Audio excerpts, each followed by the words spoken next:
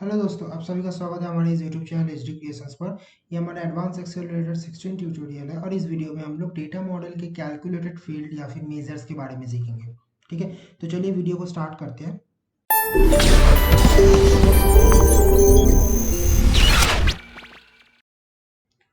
देखिए, calculated field जो होता है वो बेसिकली एक ऐसा फीचर है जिससे हम लोग without adding any extra column हम लोग एक सर्टेन कैलकुलेशन को परफॉर्म कर सकते हैं और उस कैलकुलेशन के बेस पे हम लोग उसका जो रिपोर्ट्स है उसको तैयार कर सकते हैं। ठीक है, चलिए मैं आपको एक्सेल में लेके चाहता हूँ एंड सैम्पल डेटा के साथ समझाता हूँ।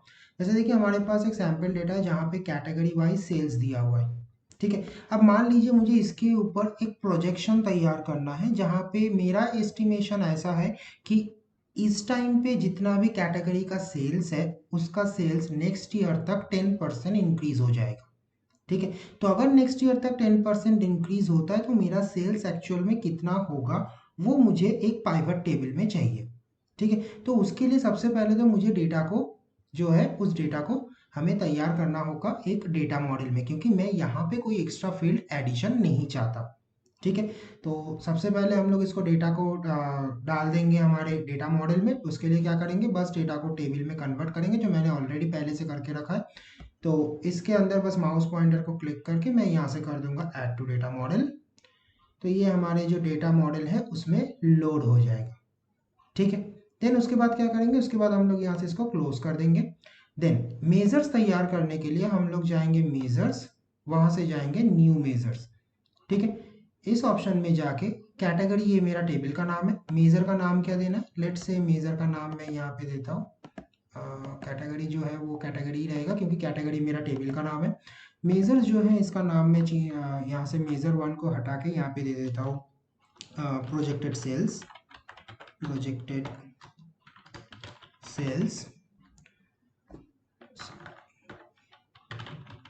ठीक है, देन डिस्क्रिप्शन मेरा मर्जी, मैं लिख सकता हूँ तो लिखना चाहूँ तो लिख सकता हूँ, नहीं तो मैं छोड़ भी सकता हूँ। देन उसके बाद आ जाता है फॉर्मूला। ठीक है, अब फॉर्मूला यहाँ पे बेसिकली कैसे लिखना है, फॉर्मूला बेसिकली आपको लिखना है table name followed by the heading name. मतलब आप जब भी कोई काम करेंगे उसमें आपका जो होल कॉलम है वो कॉलम कंसीडर होता है, तो वहाँ पे आपको टेबल का नाम उसके बाद उसका हेडिंग का नाम देना होता है। ठीक है, लेकिन अगर मैं कोई गलतियाँ करता हूँ तो मैं कैसे चेक करूँगा। तो चलिए सबसे पहले मैं आपको गलत तरीके से लिख के दिखाता हूँ। लेट्स से मुझे लिखना है सम, सम का फॉर्मूला, उसके अंदर मैं सिंपली मेंशन कर दिया क्वांटिटी। मैंने कोई टेबल का नाम मेंशन नहीं किया, हालांकि टेबल का नाम मेंशन होना चाहिए। ठीक है, मैं यहाँ से करता हूँ चेक फॉर्मूला। यहाँ पे देखिए इसने मुझे एरर मैसेज दिखा दिया।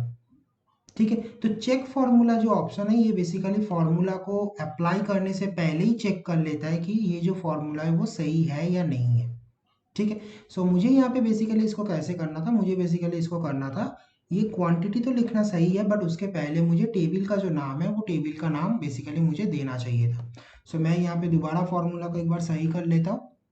सो मुझे यहाँ पे सबसे पहले बेसिकली देना है कैटेगरी के अंदर, यहाँ पे जो दे दिया हुआ है सेल्स वो वाला इस तरीके से। सो पहले टेबल नेम, उसके बाद उसका हेडिंग नेम।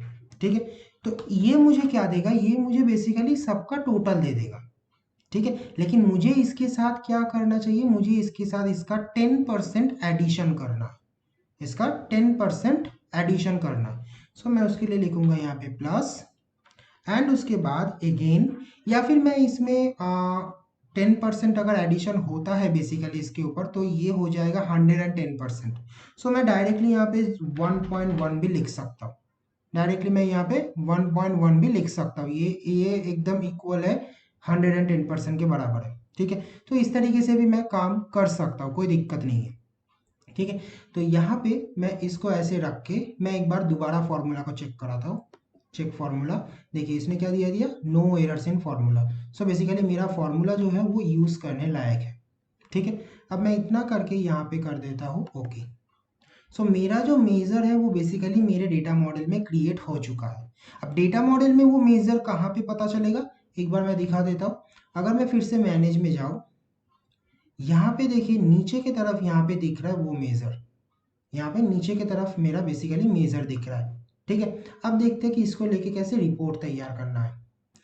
देखिए अब मैं जाऊँगा सीधा मेरे पाइवट टेबल बनाने, insert pivot table, use this workbooks data model, new worksheet. Okay, यहाँ पे आ गया मेरा टेबल नेम कैटेगरी, इसमें से मुझे चाहिए कैटेगरी, तो कैटेगरी यहाँ पे आ चुका है। एंड उसी के साथ साथ यहाँ पे जो मेजर्स है वो देखिए कैसे यहाँ पे फॉर्मूला के तौर पे दिख रहा है। ठीक है, सो मैं इसको क्लिक करूंगा जो मेरे वैल्यू फील्ड में आएगा। अब देखिए यहाँ पे जो मेजर्स है, अब यहाँ पे अगर मैं इस डेटा में मैं अगर सिंपल एक इस डेटा के थ्रू, इस डेटा के बेस पे मैं अगर दूसरा एक पाइवट टेबल बनाता हूँ, बना के आपको दोनों के बीच में बाइफरकेट करके दिखाता हूँ, कंपैरिजन करके। एग्जिस्टिंग वर्कशीट शीट 2, लेट से दिस सेल, इसके अंदर मुझे चाहिए सेल्स। तो आप देख सकते हैं यहाँ पे जो सेल्स है वो है टोटल 39,718। मैं अगर इसका 110% निकालूं, क्योंकि मेरा जो सेल्स का प्रोजेक्शन है वो है करंट जो सेल है उसके ऊपर 10% इंक्रीज होके, so this cell multiply by 110%, see the exact same amount. तो बेसिकली ये जो काम हो रहा है अभी, ये काम इसको करने के लिए हम लोग लास्ट वीडियो में जो चीज़ें सीखे थे कि एक एक्स्ट्रा कॉलम ऐड करना, वो भी हम लोग कर सकते थे डेटा मॉडल में। बट इस बार हम लोगों ने जो काम किया उसमें मैंने डेटा मॉडल का जो स्ट्रक्चर है उस स्ट्रक्चर में भी कोई भी तरीके का चेंजेस नहीं किया। मेरा डेटा मॉडल का स्ट्रक्चर और मेरा नॉर्मल डेटा का स्ट्रक्चर बिल्कुल सेम टू सेम है। लास्ट वीडियो में हम लोग यहाँ पे ऐड कॉलम किए थे, इस वीडियो में भी हम लोग ऐड कॉलम कर सकते थे, इस काम के लिए भी ऐड कॉलम कर सकते थे, जहाँ पे यहाँ पे ऐड कॉलम करके एक simple formula this cell plus 10% of this particular cell, ये हम लोग कर सकते थे। बट ये करने पे बेसिकली क्या होता, मेरा डेटा मॉडल स्ट्रक्चर चेंज हो जाता, उसमें कोई प्रॉब्लम नहीं था। बट स्टिल ये भी एक रास्ता है जहां से मैं डेटा मॉडल का स्ट्रक्चर को भी चेंज ना करके मैं सिर्फ एक प्रोजेक्टेड, मतलब सिर्फ एक कैलकुलेटेड फील्ड के जरिए ये काम को कर सकता हूँ। कैलकुलेटेड फील्ड बेसिकली तभी यूज किया जाता है जब कोई ऐसा कैलकुलेशन है जो नॉर्मल पाइवट टेबल में नहीं हो सकता। हमेशा वो सारे फीचर्स जो है वो एडवांस फॉर्मूलाज के लिए यूज होता है। ठीक है, जैसे ये भी मुझे, अगर मैं नॉर्मल पाइवट टेबल देखूँ तो नॉर्मल पाइवट टेबल भी मुझे एक मेजरमेंट करके दे रहा है कि मैं उसको बता रहा हूँ सिर्फ सेल्स, बट वो मुझे दे रहा है सम ऑफ सेल्स, ये भी एक इनबिल्ट मेजरमेंट ही है। और ये है मेरा एक्सटर्नल मेजरमेंट जो मैंने अपने कस्टम फॉर्मूला से एक्सेल को बताया है। क्योंकि इसमें मैं ऐसा कुछ नहीं कर सकता कि जो सेल्स अमाउंट है वो 10% इंक्रीज होकर यहाँ पे दिखा है, बट इसमें वो काम मैं कर सकता हूँ, जिसकी वजह से ये है मेजरमेंट, और इसको हम लोग इस तरीके से बेसिकली यूज करते हैं। ठीक है, तो आई थिंक आपको कैलकुलेटेड फील्ड के बारे में जो भी चीज़ें था वो आपके क्लियर हो चुका। तो चलिए मिलते हैं आपसे नेक्स्ट वीडियो में। If you guys like the video, then hit the like button and share the video with your friends and colleagues. Remember, all the download links for sample file and practice file is in video description, so don't forget to check this out. Also, if you are newer in this channel, the subscribe our channel and press the bell icon to get future updates.